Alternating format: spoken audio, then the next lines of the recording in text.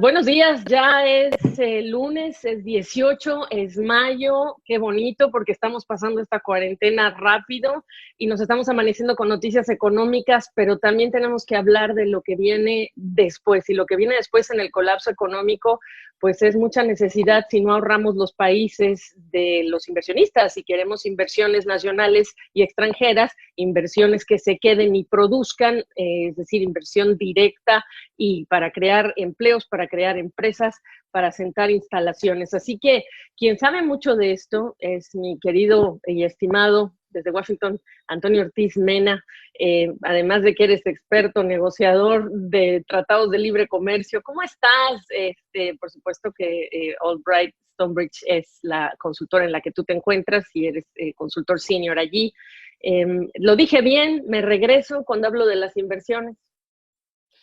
Es correcto, Gaby, y yo creo que hay que tener presente que no vamos a regresar de inmediato, no sé si en algún momento al mundo de antes de la pandemia, no es como si hubiera una normalidad, luego hubo un problema y luego regresamos a la normalidad. Para poner un ejemplo tonto, haz de cuenta que vas en el auto, se te poncha la llanta, cambias la llanta, la pones y sigues como estabas. No, aquí es un cambio mucho más radical y se va a tener que adecuar la inversión a las nuevas necesidades de economías. Yo creo que va a haber todavía una muy importante movimiento hacia los servicios a distancia, por ejemplo. No creo que todos regresen a las oficinas al mismo tiempo.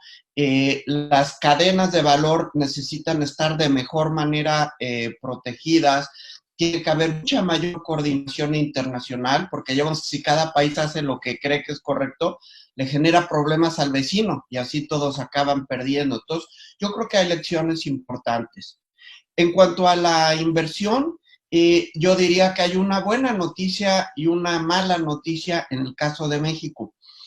La buena noticia, Gaby, es que el TEMEC entra en vigor el 1 de julio. Había dudas sobre si iba a entrar en vigor después de negociaciones cardíacas, después del tema de la pandemia y coordinación final.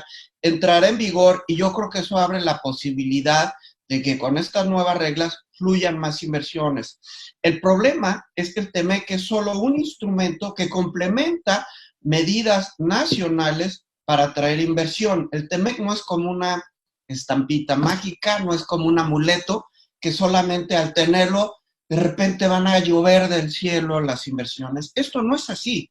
Si no hay claridad y certidumbre de las reglas para inversionistas tanto nacionales como extranjeros, estas inversiones no van a fluir y sí son necesarias las inversiones para un crecimiento con prosperidad. Agregaría un tema más ahorita, y es que América Latina no está sola en esta búsqueda por atracción de inversiones. Todos los países se han visto afectados de manera adversa. Los países de Asia se vieron también muy seriamente afectados por esta pandemia. Sin embargo, la mayoría de ellos reaccionó muy bien, sufrieron la pandemia antes que América Latina, entonces van a salir antes que América Latina de esta pandemia y muy probablemente van a salir en mejores condiciones que América Latina. Y estos países de Asia van a estar compitiendo y ya no digamos con América Latina para atraer inversiones. Entonces, yo creo que los países latinoamericanos deben tener en cuenta esta realidad de que va a haber una competencia feroz por la atracción de inversiones, ¿no? El punto que haces es muy bueno porque ahorita tenemos un gran ejemplo. Los respiradores, las vacunas. ¿Cuántos estados en Estados Unidos y los gobernadores no tuvieron que competir por ellos? No están solos. ¿Cuántos países en el mundo tuvieron que competir por, digamos, este recurso escaso que es en este momento, pues los ventiladores, los respiradores para las personas que están contagiadas y estén en los hospitales? Bueno, lo mismo está sucediendo y va a suceder y lo veremos mucho más exacerbado con la inversión, compitiendo los países y sobre todo aquellos que no tienen suficientes niveles de ahorro para hacerlo solos, y yo creo que muy pocos pueden presumir que se puede solo, pues por estos inversionistas. Y aquí lo que importa es preguntarnos, como ciudadanos, qué está haciendo nuestro gobierno para atraer a los privados locales y a los privados también internacionales para que vayan y se sienten y pongan empresas, e instalen fábricas y operaciones ahora que terminemos de la pandemia. ¿Estas reglas en el caso de México están cambiando? ¿Cómo lo estás viendo evolucionar? Mira, yo estoy muy preocupado, Gaby, de lo que sucedió a finales de la semana pasada, que es el cambio de las reglas para las inversiones en energías renovables. Es un tema muy complicado, pero yo lo resumiría diciendo se cambiaron de manera sorpresiva y descuidando los procesos legales, y esto puede dar lugar a muchos litigios. El problema, Gaby, no es que haya a veces desacuerdos naturales entre empresas y gobiernos. Esto sucede en México, en Estados Unidos, en Canadá, en los países europeos. Eso no es el problema.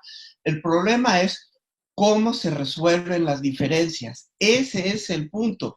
Y en este caso, pudiera parecer que el gobierno mexicano actuó de manera un tanto intempestiva y eso genera enorme incertidumbre. No solo va a entrar en vigor el TEMEC el 1 de julio, sino, si mal no recuerdo, el 28 de abril, hace pocas semanas, se anunció que México y la Unión Europea habían acabado las negociaciones para modernizar el acuerdo comercial con la Unión Europea, que también debiera traer mucha inversión. Ese acuerdo requiere todavía ratificarse por parte de los países europeos.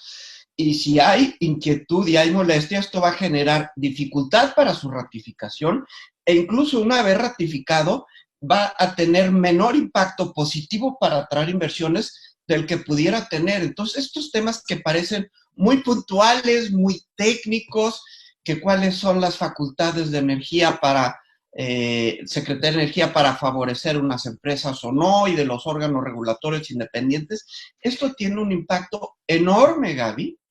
Yo me atrevería a decir que si esto no se maneja de manera seria, serena y cuidadosa, podría tener un impacto más fuerte enfriando las inversiones hacia México de lo que en su momento lo tuvo la cancelación del nuevo aeropuerto de la Ciudad de México. Es así de grande este problema, Gaby.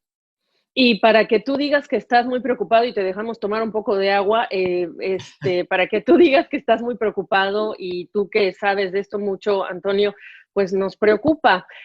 Ahora, también entran en vigor estos acuerdos, estas relaciones que se las puede presumir el gobierno, pero probablemente lo que acaba de hacer también genere que en el marco de este nuevo acuerdo haya mecanismos para cuestionar a la autoridad formalmente a través del nuevo TEMEC o incluso en el CIADI.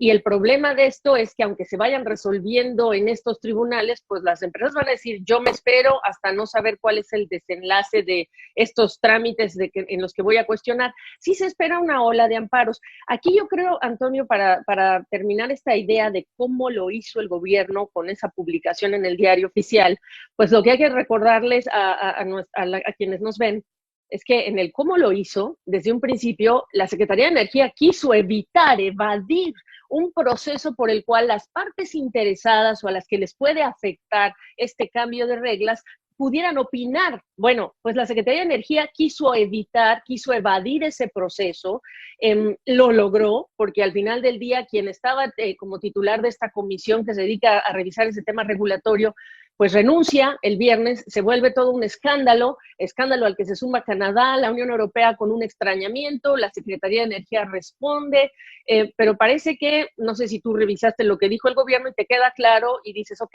ya estoy tranquilo, las empresas podemos invertir, ¿o no?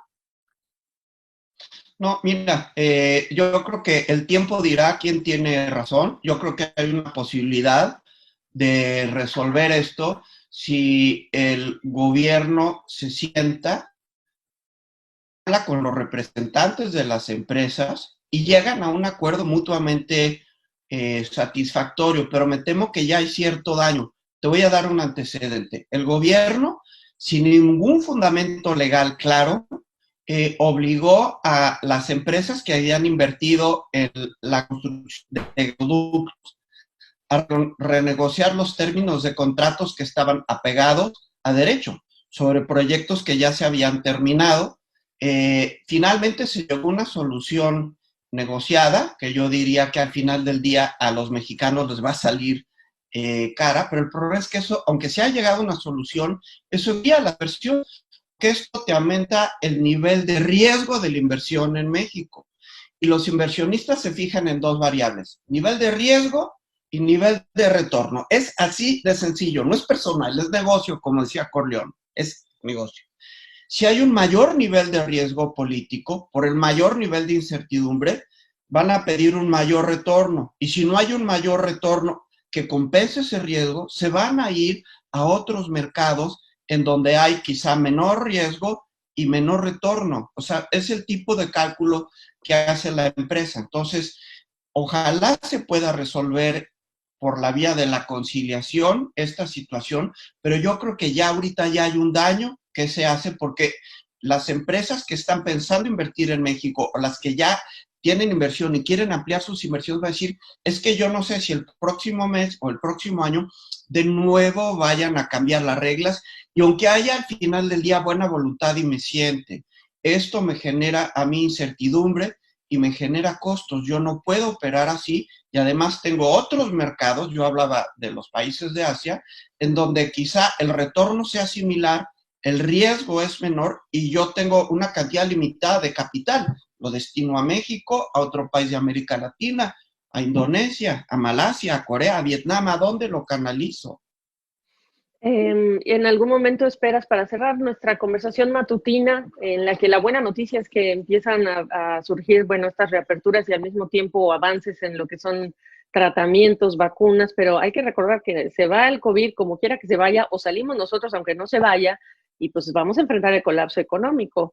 Me dirías que eres optimista. Hay un patrón, Antonio Ortiz Mena, de conducta que inaugura el presidente de México desde que es presidente electo, llama a una consulta y cancela un aeropuerto como presidente electo, no como presidente, y se la dan por buena.